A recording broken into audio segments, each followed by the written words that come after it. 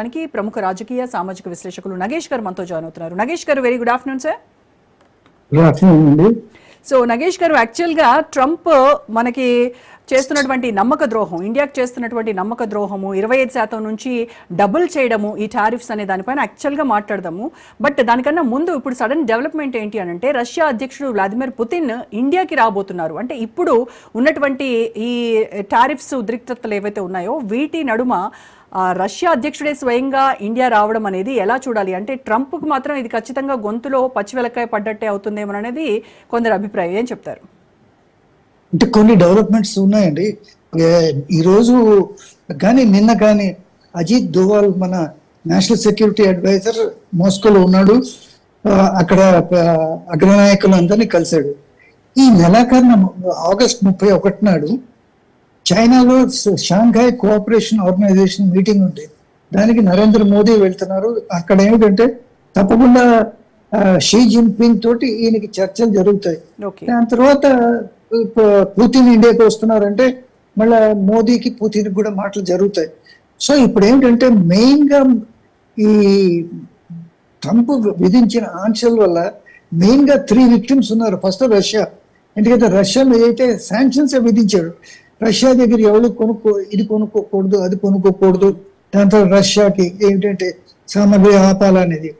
రెండోది ఏమిటంటే ఇండియాకి ఏమిటంటే 50% 2 విడతల్లో ఆయన టారిఫ్స్ ఇంపోజ్ చేశాడు. మూడోదేమో చైనా ఏమిటంటే 30%.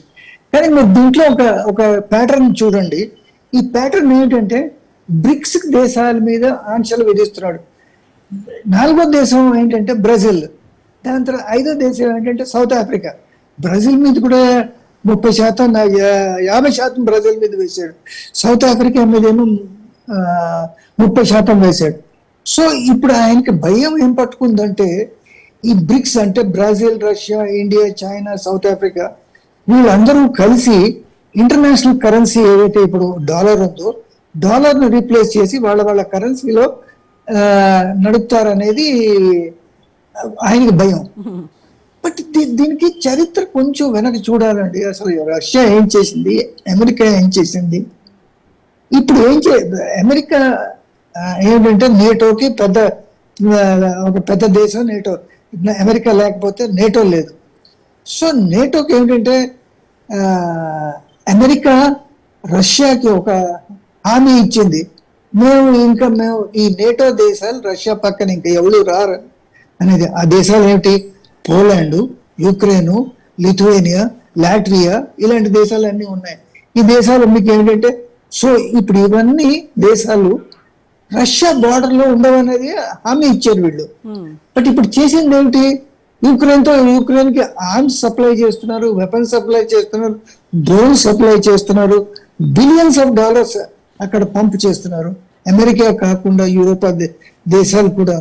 ఇప్పుడు ఏమిటంటే వాళ్ళు చేస్తే పర్వాలేదు, మనమేమో రష్యా నుంచి మనం ఏది యుద్ధ సామాగ్రి కొంటే అది అమెరికా నుంచి కొంటలేదు. అమెరికా మనకి ఇవ్వడానికి ఎప్పుడో మనకి మానేసింది. ఎందుకు? ఇప్పుడు లేటెస్ట్ మనకి లైట్ కంబాట్ ఎయిర్ క్రాఫ్ట్ ఉంది. లైట్ కంబాట్ ఎయిర్ క్రాఫ్ట్ కి మనకి జనరల్ ఎలక్ట్రిక్ ఇంజిన్స్ కావాలి. ప్రస్తుతం ఈ రోజు కావాల్సిన అవసరం ఉంది, ఇవ్వట్లేదు అమెరికా ఎల్సిఈ ఇంజిన్స్. సో అమెరికాతో ఎలాంటి మన సంబంధాలు పెట్టుకోవాలి? వాళ్ళు ఏమిటంటే ఏ గొడుగు ఏ నీడకి ఆ గొడుగు పట్టుకుంటుంది. రష్యా అట్లా కాదు కదా. 71 ఎప్పుడైతే బంగ్లాదేశ్ యుద్ధం వచ్చిందో రష్యా మనకి అండగా నిల్చుంది. అందుకే మనం పాకిస్తాన్ని ఓడగలిచాం. లేకపోతే రష్యన్ ఫ్లీట్ వచ్చేసి అమెరికన్ ఫ్లీట్ వచ్చేసింది బే ఆఫ్ బెంగాల్లో. అప్పుడు ఏమిటంటే రష్యన్ సబ్మరీన్స్ వచ్చి బే ఆఫ్ బెంగాల్కి వస్తే ఈ అమెరికన్ 7th ఫ్లీట్ అప్పుడు కొంచెం ఆగింది అక్కడ, లేకపోతే ఏమైపోయేది అప్పుడు.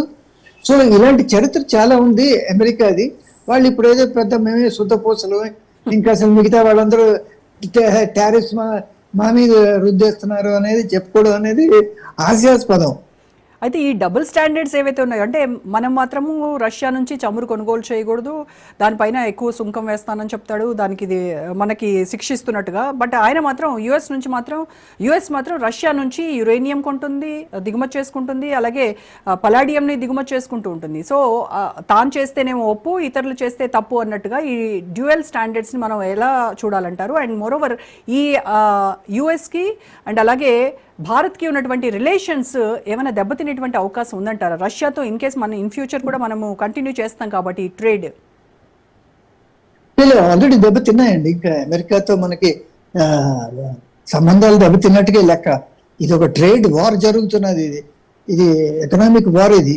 బట్ ఇప్పుడు మీరు దీంట్లో మీరు చూస్తే అమెరికా ఈ లాస్ట్ ఇది ఏది మనమే రష్యాకి చెమరుకుంటున్నాం అనేది ఫీలింగ్ ఒకటి, ఒక ఇది ఒక అబద్ధం ఆయన ఫ్లోట్ చేస్తున్నాడు. అసలు విషయం ఏంటి?